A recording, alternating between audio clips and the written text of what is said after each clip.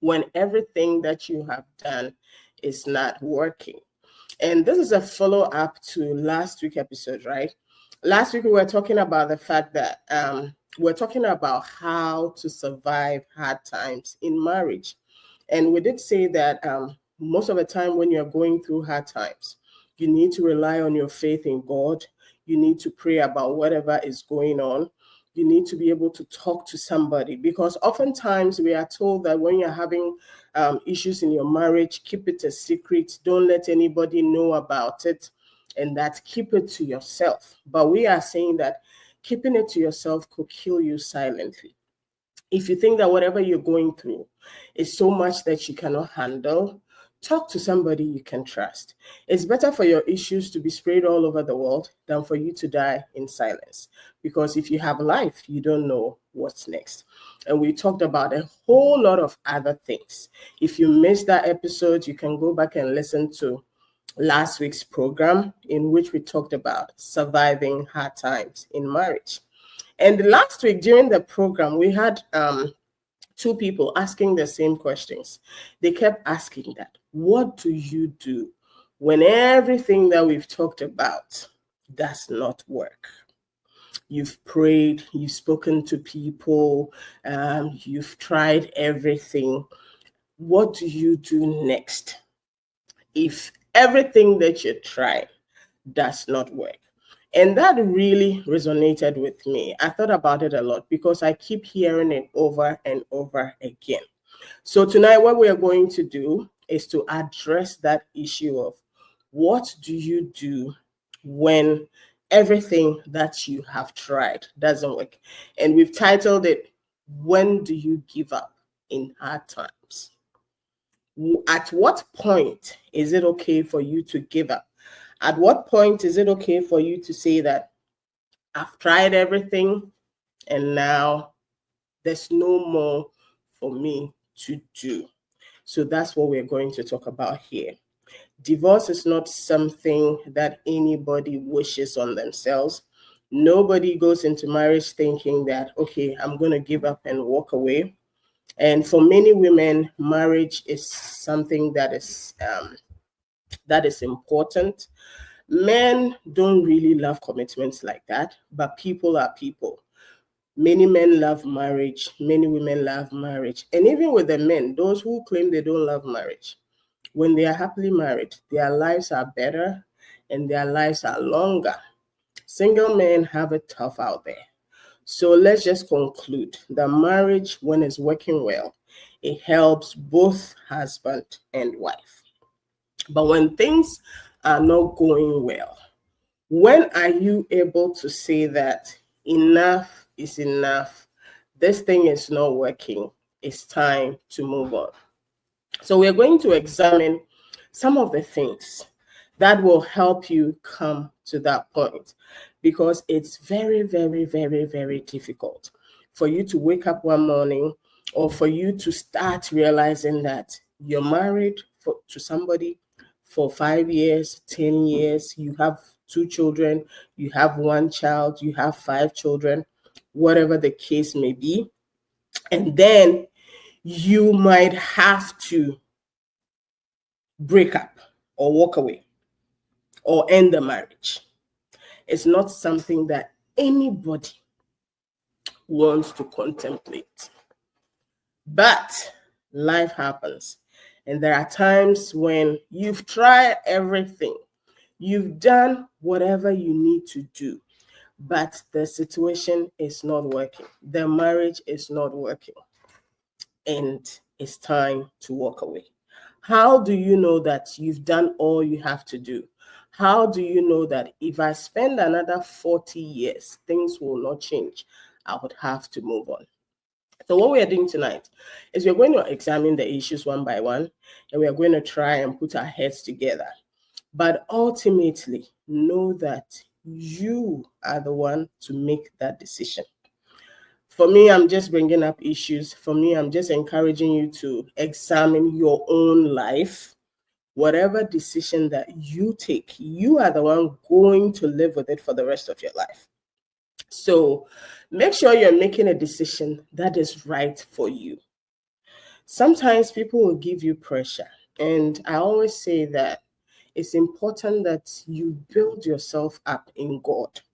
Because wherever else you are building yourself up, if you're building yourself up on the wrong foundation, when hard times come, you may be acting on wrong ideologies.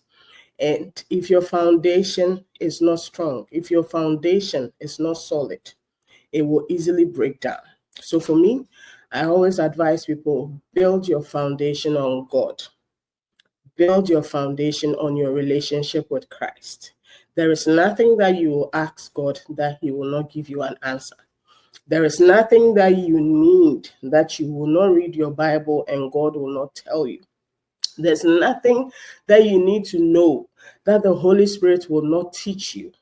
So if your foundation is in God, if your life is built on Christ, you are at a good starting point. And here on Let's Talk Marriage, we always say that it takes a good Christian to have a good Christian marriage. So if you're going through challenging times and you are relying on your Christian principles and you are relying on God, chances are that you will not go wrong. Don't rely on your fears.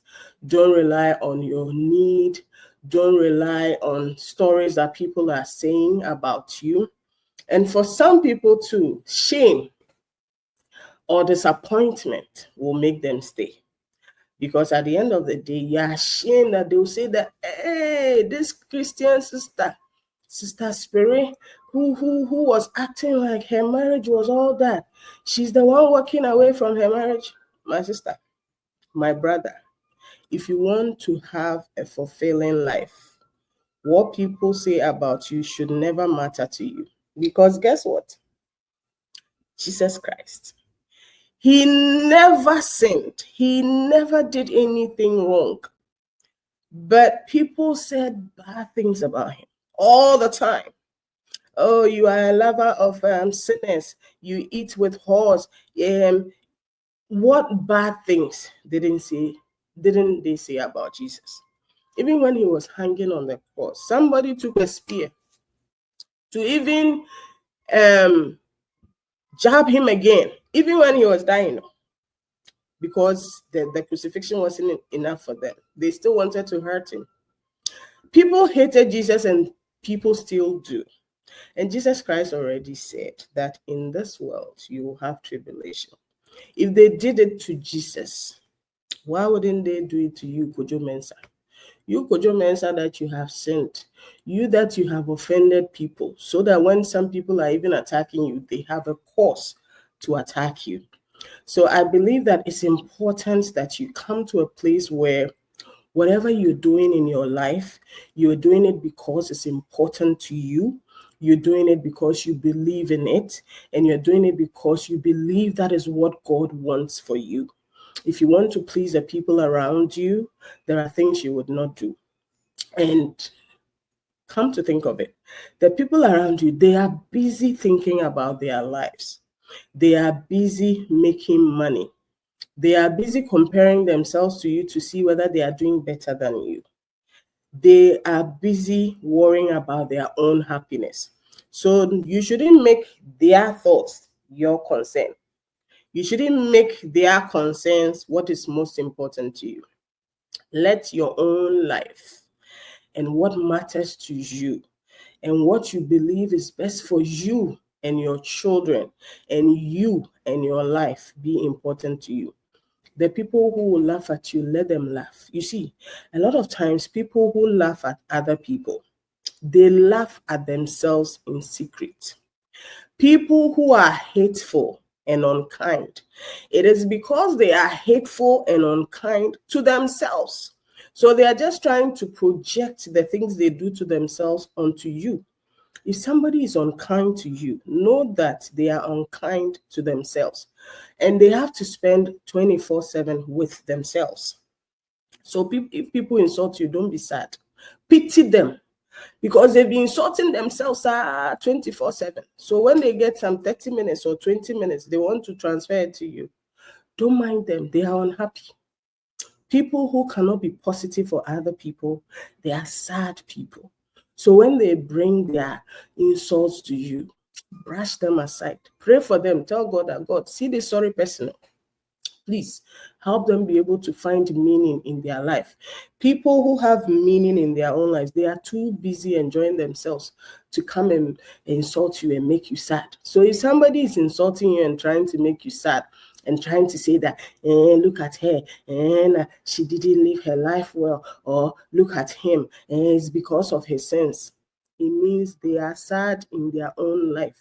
They don't have anything better to do. People who are happy, they like to encourage people. So when you meet bad people, don't let them get to you. You should rather pity them and pray for them. Take a minute of your time and say that, God, please help this my brother, because they may be going through a lot. Please help them to be happy. Don't be worried about what people will say, because sometimes they will say a lot, and they will say it in such a sad way. You would want to go and defend yourself. You would want to go and say you're part of the story. One thing that somebody said that made a very good impression on me. He said that those who matter in your life, those who care about you, they are not looking for explanation. They would rather investigate the issue for themselves. They would rather look back on your character. And when they hear something and they know it's not true, they automatically know it's not true. The people who want to believe lies about you is only because they already hate you. So they are only looking for an excuse to say that, we said it, this girl is a bad girl, or this guy is a bad guy.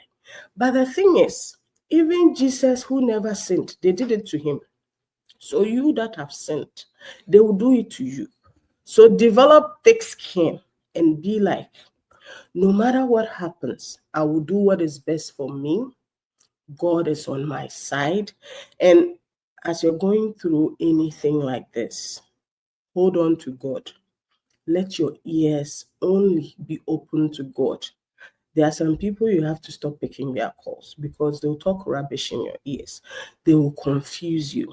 Other people will want to impose their own wishes on you. They feel like, how can somebody who has been married for this long walk away? How can you look at your children? Look at where you live. If you break your marriage right now, where are you going to live? At the end of the day, you should be able to answer the question for yourself, that if your life doesn't change and it continues this way for the rest of your life, are you okay with it? If the answer is yes, by all means stay. Don't let it be because somebody said that you've been married for so long, so keep up appearances, and because of that, you will stay. Recently, the story and the court case of this popular Nigerian singer, Osinachi, I've forgotten her last name, and the case came to an end. She was in a very abusive marriage. Her husband was beating her, chaining her up, allowing the children to beat her, controlling her finances, controlling her movements, controlling her ministry. And because she was a minister of the gospel, she felt it was such a shame, it was such a bad report that people will hear that somebody who is a gospel minister, who ministers in song, whose songs are inspiring so many people, is divorced. For some people, divorce is a taboo word. Once they hear you are divorced, it means you are evil. It means nobody should play with you. It means married people should not talk to you just because you decided your marriage should end. At the end of the day, they don't care what happened. So this lady was being physically abused by the husband. She was being emotionally abused, financially abused. And yet she stayed, because if she leaves, people are going to talk bad about her.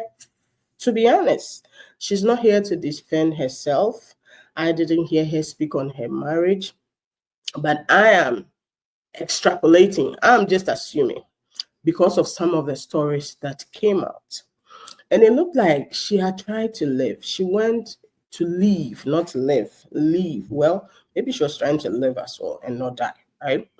She went to her parents and said that I'll no longer get married. But you see, The mother did not have enough to take care of her. She had 4 kids, plus her 5. And the job that an old woman was doing. And you see, every parent wishes that their children will grow up, be gainfully employed. And even if they don't look after them, at least they won't come back home to ask for help. So Osinachi's case became dire to her parents, her mother, because she couldn't financially support her. So after a while, she was like, you know what? Go and make peace with your husband. But this is the same husband who was beating her, restricting her, controlling her money, not allowing her to be whole, not allowing her to have a normal life. So looking back, this is a classic case of she should have left. But it's easy for me to say she should have left, right? And I just told you that she actually tried to leave, but it did not work. Why? Because her finances had already been messed up. The man had controlled the finances, not giving her any access to it. Whenever they are being paid, according to some of the people that they worked with, whenever she was paid, the money went into the man's account and the man decided how money was going to be spent. And whenever she had a job to do or she had an appointment that she was going to get paid, he decided when she goes. It's like the control got so bad that there was very little that she could do. This is a classic case of she should have left. But let's look at why she couldn't leave. And for those of you wanting to hear the conclusion of that story, the man was sentenced to death by hanging in a Nigerian court about a month ago. If you search for the story, you will find it. You can read all the details about it. So now her children are going to be motherless and fatherless. So her staying did not serve her because she died. Her staying did not serve the husband because now he's going to be killed. Her staying did not help the children because now the children are fatherless and motherless. And I'm thinking to myself, now that the mother is gone and now that the father is also in custody, awaiting to be hanged and killed, what is going to happen to the children? You see, sometimes when issues happen, in the first few months, first few years, people will come and help. But people also have their own responsibilities. Nobody is God in another person's life. You cannot take one human being and tell them that provide for me, care for me, be there for me. They are also human. The only person who can be there for you all the time is God. The only person who can provide for you 24/7 is God. And that also brings me to another aspect of having a marriage that is not working. So now let's try to define the boundaries of marriages that don't need saving. Let's define the boundaries of situations in which you have to give up. Okay. So there are some things that are surface. There are some things that will not lead to a marital breakup. There are some things that are not abusive. For those things, if you've tried for 10 years, if you've tried for 20 years, if you tried for 5 years and it's not working, the best thing to do is to just accept it. For example, let's say that your wife likes eating loudly, or your husband likes chewing with his mouth open. Something like this is annoying, but it does not lead to the break of marriage. It's not abusive. It may be annoying, it may be embarrassing, but it's something that you can accept and adjust yourself to. Just know that every time you're in public, your husband will embarrass you, or every time you're in public, your wife will embarrass you. This is not a deal breaker. So it's something that, even though it might be hurting your public image, or it might be hurting your feelings, or it might be embarrassing you, it's okay to adapt to it. So when it's something that is not a deal breaker, or it's something that is not affecting you that much. You see, deal breakers are personal. Sometimes because of somebody's background, there are certain things they just cannot stand. And that thing may be affecting them so much that it may be affecting their mental health. It may be affecting how they are showing up in the marriage. And we should also know that not everybody in a marriage is healthy. And sometimes you may assume that you are healthy, but you come into the marriage and your partner's weaknesses sort of bring out your own trauma and your own past that is not healthy. Sometimes what you may be used to as healthy because that's how you grew up is actually not healthy and is going to harm your partner and is going to bring problems in future. And the sad thing is that if you transfer it to your children, you will end up transferring the same trauma and the same unhealthy attitudes to your children. So let's get to it. What are those things that after you've worked on it for 5 years, after you've worked on it for 10 years, it may be a good idea to give up? The first one is infidelity.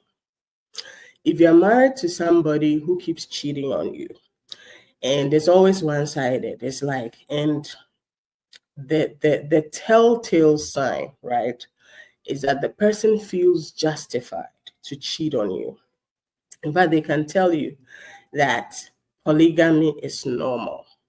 So for them to even be cheating on you and not marrying the other person, they are doing the right thing. It means in their mind, cheating on you is normal and they will not stop. There are some women who are okay with their partners cheating on them because they grew up in environments where cheating and infidelity was normal. So they feel like all men cheat. I've heard a lot of Ghanaian women repeat that. And as for men, they cheat. Every man cheats. If you haven't found your husband cheating, it's because you haven't looked hard enough. And as a wife, you should never check your husband's phone, because if you go check your husband's phone and you see that he's been texting other women, it's your fault because you shouldn't have checked their phones in the first place. Well, it doesn't matter what anybody says. But if infidelity is a deal breaker for you, it's a good idea for you to move on. Maybe you don't mind. Maybe you accept it. If it's fine for you, there's no need for you to listen to anybody. If it's all right with you, it's all right. Keep on. Enjoy. But if it's not okay for you, don't let anybody force you to accept that all men cheat. That's all men cheat phrase is a lie from the pit of hell. Any man worth his salt will not cheat on you and come back and tell you that all men cheat. So if he wants to lie to himself, let him go ahead and lie to himself by himself. But I'm here to confirm for you that all men cheat is nonsense. Delete it from your vocabulary. It is not true.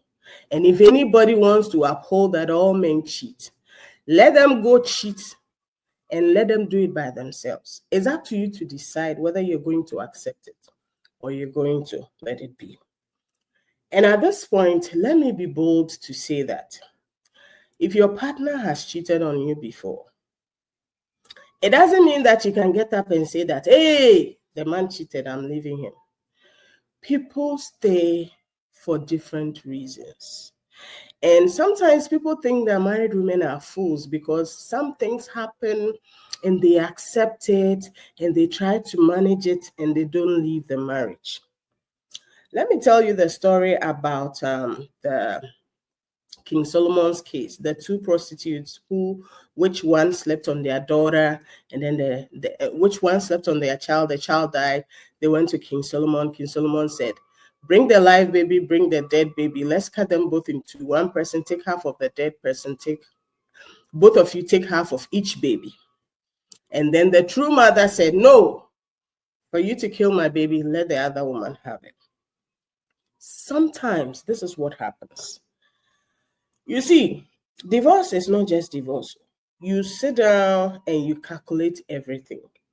Let's say the man cheated on you. Let's say the man is not sorry. Let's say the man comes from a background that he feels he's right. He feels like, hey, all men cheat. But you did not divorce him. That doesn't automatically mean that you've lost your mind or you don't know what you're doing. Sometimes you consider everything that is going on, you minus and plus, and you divide. And you decide that he cheated, but I'm still going to stay for my own reasons. That is also valid. That is also respectable. Whenever your reasons for staying are valid for you, it's fine. But at the end of the day, all we are saying is make sure your reasoning is for you and it makes sense to you, because at the end of the day, it's up to you. But if you truly want to break up your marriage because of infidelity, go ahead and do so. The Bible supports you, and me, I support you. Infidelity is not normal. Infidelity is not something that you should accept. And if you decide to break up your marriage because of that, you have my respect. Go ahead and do it. But do it for your own reasons and for yourself. If accommodating infidelity makes sense for your story, go ahead and stick to it. It is not by force to divorce after infidelity. If you stay for your own reasons. But know that infidelity is wrong. Infidelity is a crime against man and against God. And nobody should convince you to accept that it is normal. It is not normal. But if you decide to stay for your own reasons. Don't stay because somebody convinced you that it is normal or it is okay. It is not okay, but if you decide to stay, let it be your decision and let it be because it works out for you. But let it never be that you've come to accept that infidelity is normal. It is not normal, and anybody who says it's normal, that's up to you. But if that's not your reality, do not let that come into your circles. Eliminate it before it begins to mess you up. So if you want to break up your marriage because of infidelity, go ahead and do it, but let it make sense to you.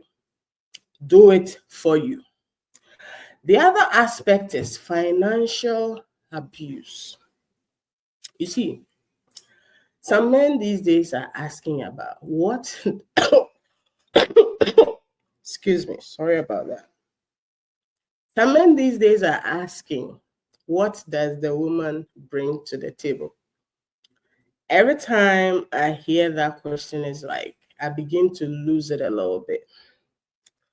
Because any man who has children, who has the guts, who has the effrontery to think that being pregnant and carrying a baby is just it's an aspect of biology. After all, God made you to carry babies. So if you are carrying babies, it's nothing. My brother, think again. Having children slows down a woman's career. Having children may disrupt a woman's career. Pregnancy comes with complications sometimes. And even a normal pregnancy takes a toll on a woman's body. It takes away from a woman's energy. And recovering from giving birth, it takes a toll on a woman's mental health. Taking care of a baby from a day old till the time they are like 5 years old, it requires a lot of support, because changing diapers, feeding babies, and let me be real with you, breastfeeding is no joke. If you have a premature baby, the emotional energy, when you see a baby born at 7 months, how tiny they look, and how you have to be gentle, how you have to watch them in an incubator, how you have to stay by them and be praying. It takes a lot of emotions. It takes a lot of mental health, mental strength to take care of a baby. And physically, it takes a lot away from a woman's earning power.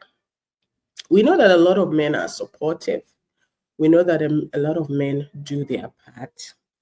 But for the very fact that your wife is going to carry your baby for 9 months and slow down on her career, it makes sense for you to accept and fully adapt that your money is there for the family for as long as they need it.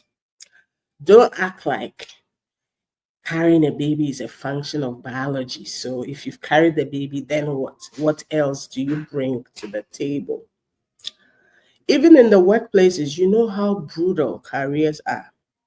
Even when you take a leave and you're not around, by the time you come back, somebody else has pushed in to take your position and is moving up the ladder. And you see, the way that God created things, women have our children on our brains. I'm telling you this from experience. Sometimes you're sitting at work and you're worried what your baby is eating or what your baby is doing. Sometimes knowing how your baby cries, you may even be thinking, is my house help or is my nanny doing a good job with my baby? Carrying babies on your brain is not an easy task. So I would want men and many husbands to see it as a privilege to financially provide for their family. But you see, men these days are asking what women are bringing to the table. Hey, ask away. It's your mouth. Use it as you please. But very soon, people are going to stop having babies because they're going to think about their careers first. They're going to think about, hey, if I have a baby, it's going to slow me down. They're going to think about, hey, if I have a baby and I cannot chip in 50% to the rent, my husband is going to think I don't bring anything to the table. You see, we keep saying that it takes a good Christian to have a good Christian marriage. Just because some of us are not being good Christians, we want to carry everything 50-50. If your partner expects you to take care of the children 100%, but he's not making any effort to save some money for you, to put money aside for you, to take care of your financial needs, and then they have the audacity to come and ask you, what do you bring to the table? It's grounds enough for you to walk away.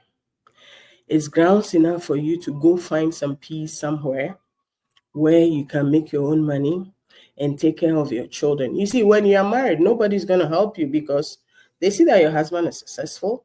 They see that your husband has money. Why should they bring you their money to take care of you when your husband is there?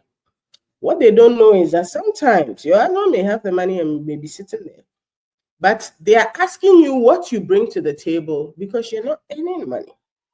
So the men who are doing that, please, I think you should pray so that God will give you a womb, so that you too, you get pregnant and have your own baby and go make money and take care of the baby yourself. Because you see, sometimes it hurts that there are normal men who appreciate women and they appreciate childbirth and raising children and everything that goes along with it.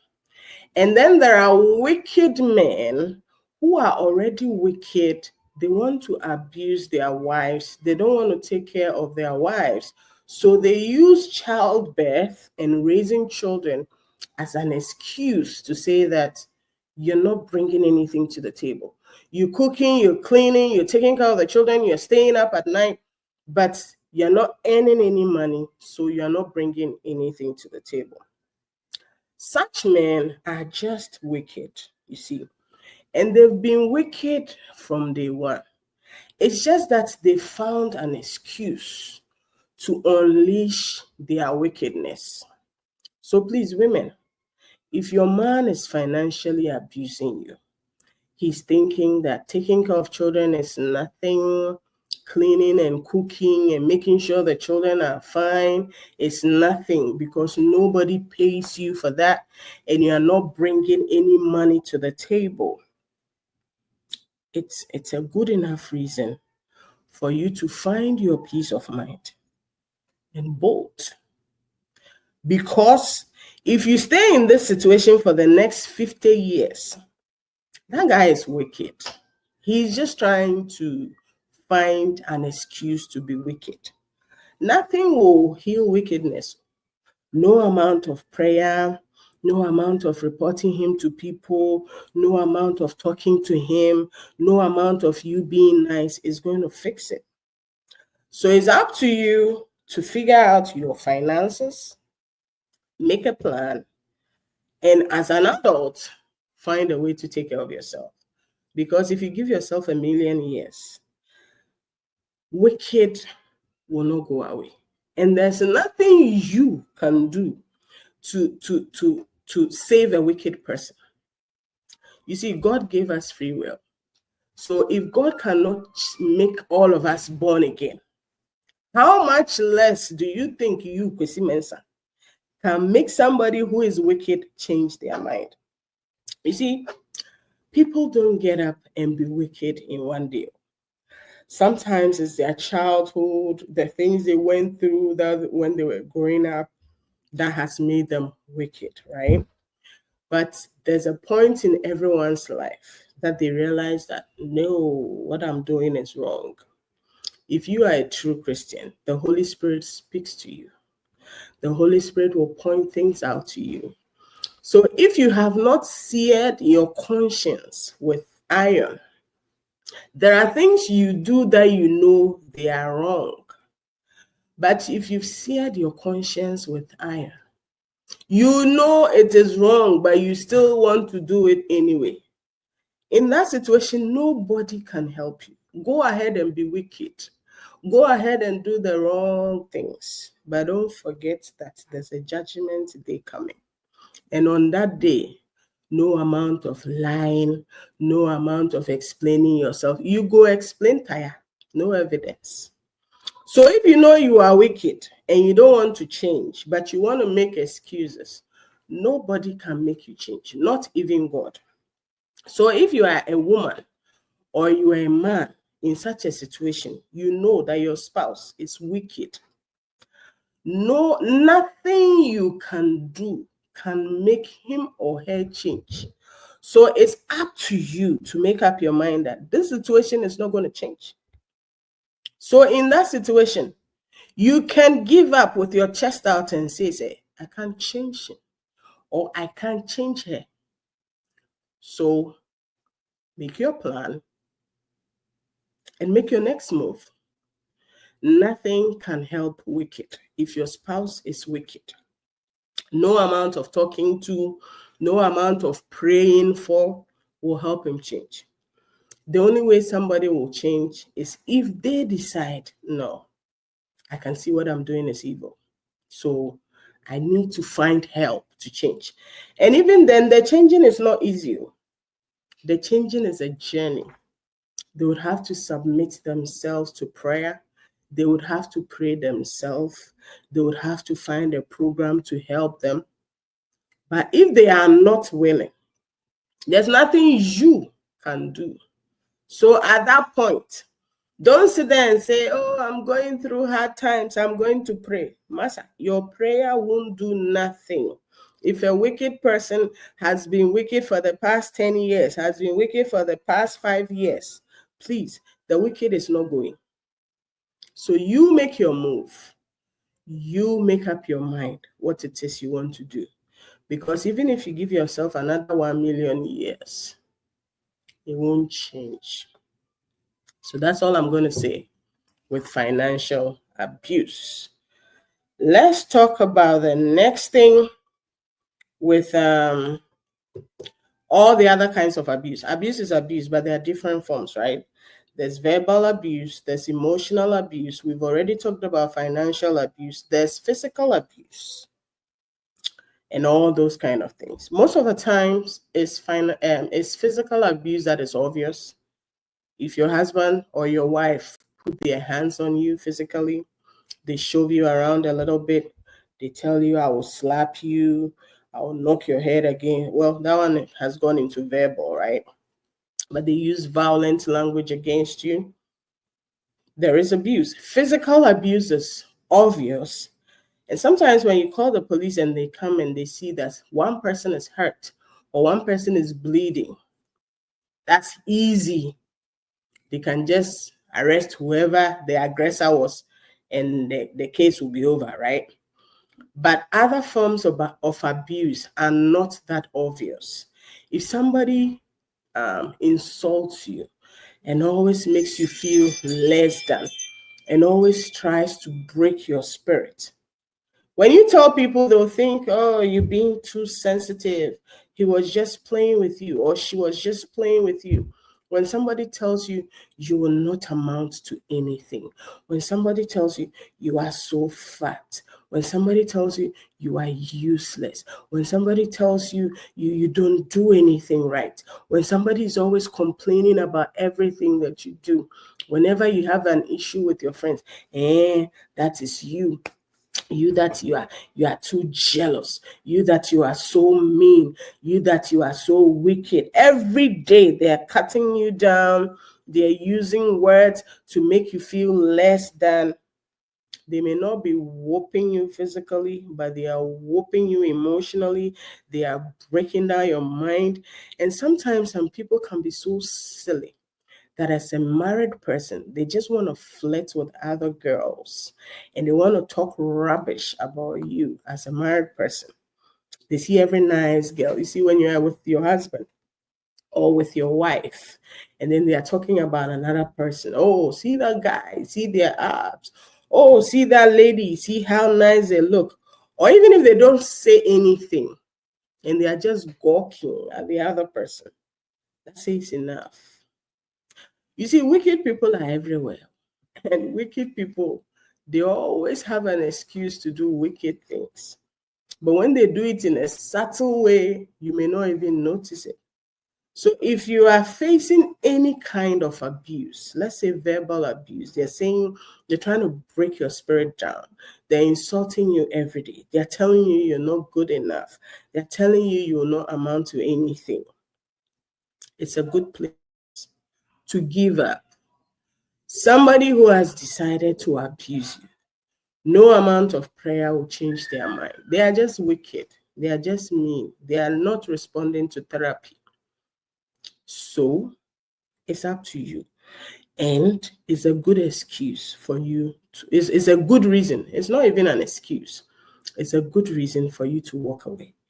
If you are under any kind of abuse, be it physical, be it verbal, be it emotional, be it financial. Financial abuse and physical abuse are pretty obvious, but the other ones are kind of subtle. But even then, it can affect your mental health. There's nothing as sad as being too sad to enjoy your life. You have everything, but you're so broken down emotionally, you're so beaten down emotionally that you cannot enjoy it. It's better to be poor and enjoy your life than to sit in a house with riches and be always sad. If you're under any kind of abuse, it's good enough reason for you to give up. It is not your job to go and pray for anybody to change from being verbally abusive. If they are verbally abusive, they themselves, they should go and pray for themselves so that they can change. Nobody can change anybody, not even God. So if you are not willing to change, nobody can help you. So if they are abusing you, verbal, emotional, physical, psychological, financial, good reason to give up. Don't go pray for them. Let them go pray for themselves. If they can't pray for themselves, they should sit down and wait for judgment day. When God comes, they should go and explain to God why they could be abusive and get away with it. That's not your job. They should go pray for themselves and move on. That's all. Okay. The other reason that is good enough for you to give up is lack of accountability. There are some human beings in this life. Nothing is their fault. Anything that happens is because somebody made them do it. And if you want to be a human puppet, then your life is a sorry, sorry life. How is it that as for you, every time you do something, something made you do it, somebody made you do it, and every time you find these kind of people, they will lie and lie and lie on top of the lie and lie again. They are never at fault. They never did anything wrong. In fact, when something happens and you bring it to their attention, you will end up being the accused, because some way, somehow, you will end up being the one who was wrong. As for them, they never did anything wrong. And they are always defensive. Let's say they cheat on you. And then you bring it up to them. Hey, I saw you flirting with this girl. You picked them up. You took them to a hotel. I've seen messages on your phone. The first thing they will ask you, what were you doing on my phone? Why did you look on my phone? So in the first place, whatever they did is not the issue. It is the you that looked on their phone that has done something wrong. Okay, let's let that go. Let's say you are able to bring enough evidence. So now they are caught red-handed. They cannot deny the cheating. Their next move is, I cheated because you've grown fat. I cheated because you are no longer nice to me in this marriage. Every time I come home, you are shouting. You don't dress nice. You don't cook good. My sister, my brother, that is lack of accountability right there. Anybody who cannot own up to their actions and be like, I did it, I'm sorry. I did it, I did not do it on purpose. So forgive me, I'll make things right. If they cannot say, I did it, and every time you made me do it, this person made me do it, my lack of job made me do it, it's always somebody else's fault. My brother, my sister, if you're living or you're married to a human puppet, it's not going to work. 100 million years later, they will be the same. Because guess what? Anybody who cannot take accountability for their actions, they don't even know what they're doing. They don't even accept what they are doing for them to make a change. Everything is somebody's fault. Somebody like this, don't waste your time praying. Don't waste your time advising them. Don't waste your time reporting them to anybody. Because most of the time, when somebody is not being accountable, it is because they already know that what they are doing is wrong, but they want to do it anyway. So they will just make an excuse upon an excuse upon an excuse. And when they finish and you catch them, they will lie and lie and lie and lie. And then when you catch them red-handed, they'll spin it around and say, you made me do it. I don't know about you, but if you want your life to work, there's no way such a person can help you. Your best bet is to cut bait and give up on them, because somebody who cannot say, I did it, I'm sorry. Somebody who cannot say, it was my fault. Somebody who cannot take responsibility for their own actions. They are not changing today, they are not changing tomorrow. Because according to them, whatever you are saying didn't even happen. The thing hasn't even happened for them to fix it. So don't waste your time, because it will never get fixed. In 1 billion years, it will not get fixed. So this is a good reason to give up on your spouse. If your spouse cannot be accountable for their actions, and every time they want to blame you, they want to blame somebody else, they want to blame the situation, they want to blame their children, sister, brother, it's time to move on. Please feel free to give up. Tell them, please, I am tired. This is where I bow out. My mother didn't give birth to me for you to stay here and be lying and lying and lying. So thank you. Move on. Why are we talking about cases in which it's okay to give up? The society that I come from and the society that I have been mingling with, there are a lot of unfortunate falsehoods that people defend with their lives. A good example is all men cheat. Infidelity is normal. As a woman, if the marriage is not working, it's your fault. You got to fix it. So because of all these hocus unnecessary falsehood that people want to defend with their lives, it's important that some of us re-echo these things so that if you are considering or if you are confused or if you don't know what to do because the pressure on you is so much, you know that you're not okay. You know that you want to leave this situation, but everybody else is telling you, no, you have to stay. No, you have to do this. No, you have to do that. That's the reason for this discussion. This discussion is to help you know that not all of us agree with the falsehoods. Not all of us think that it's okay to stay no matter what. We've just talked about a few situations in which it is okay to give up. If you're going through any of these situations that we've talked about and you want to give up, be emboldened. After all, there will not be marriage in heaven. You should not defend your marriage no matter what. Your life is more important than to be married. And guess what? This life that we are living is not a dress rehearsal. This is all we got. This is it. This is it. As you live and you die, you are done. It's not like you are here to try for a little bit, see how it goes, and then you go and prepare and come back and live on. Me, I don't believe in reincarnation. The Bible says it's appointed to man to live once, and after death, there will be judgment. So as we are living here today, now that the days roll by and the years go by, that's all you got. The day you die, you're done.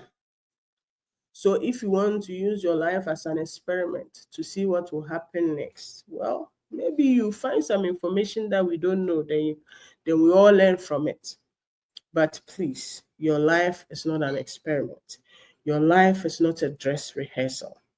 If you're going through something that is too much for you to handle, it's okay for you to give up.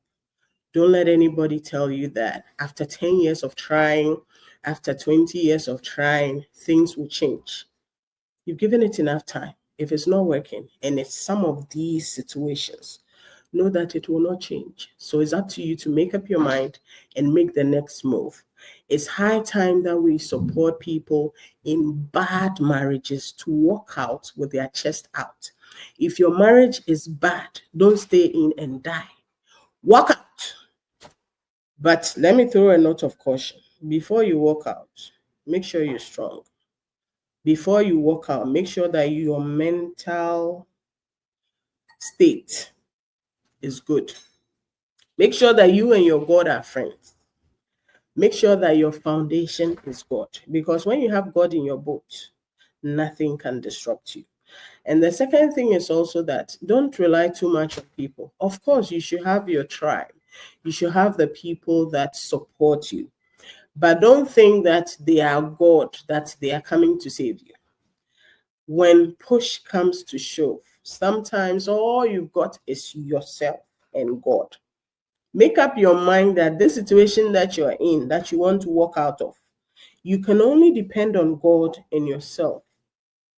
God will use people to bless you, but it's not your job to find people to help you, because sometimes you may be recruiting the enemy without knowing. So the people that you can absolutely trust when you want to make a break from a bad marriage is God and yourself. Hold on tight to God. He will bring the right people at the right time.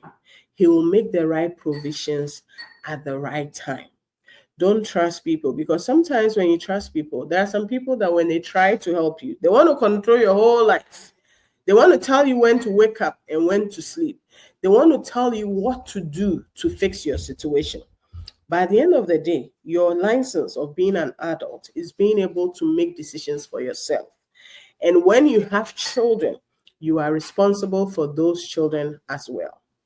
So if you're in a bad marriage, you are facing some of these situations that we've talked about, it's okay for you to give up. But before you give up, be mentally strong.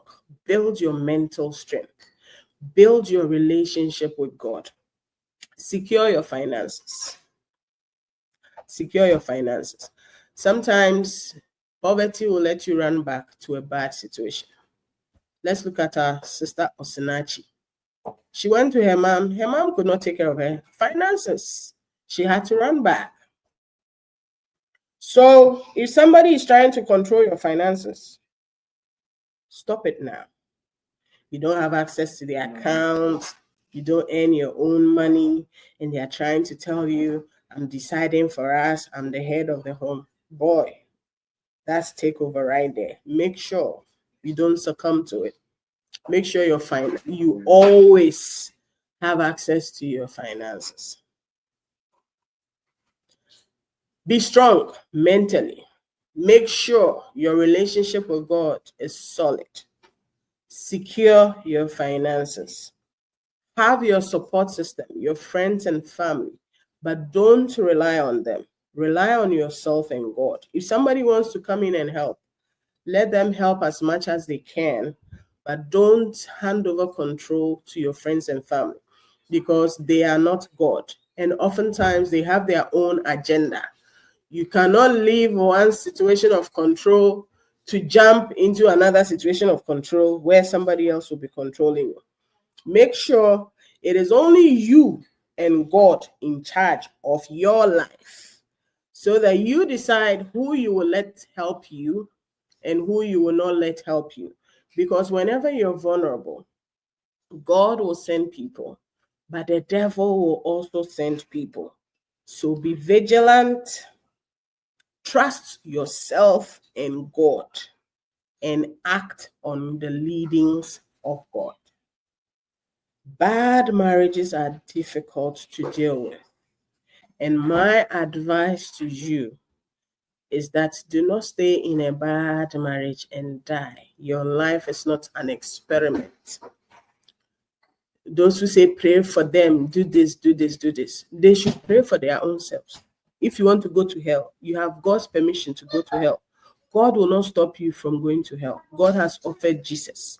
If you won't accept Jesus, you say you want to go to hell. What is my business? You that you have decided you want to go to hell. Why should I stop you? Bros, it's your own problem. Don't stay in a bad marriage and die. But make sure your relationship with God is tight. Be mentally strong. Secure your finances. Have your support system, but do not rely on them. Make sure that do not rely unnecessarily on them. Make sure that it is you and God in charge of your situation and not somebody else. So here is where I end this bit.